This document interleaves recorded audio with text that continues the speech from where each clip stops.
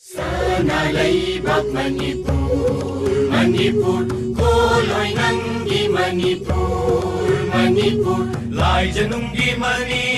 Narakilay Ram, Bigtag na mga Chowbini, Inungbong Dagi Haurati, Jinglo na Balon Karibi, Sanglit Pijon Sekpi,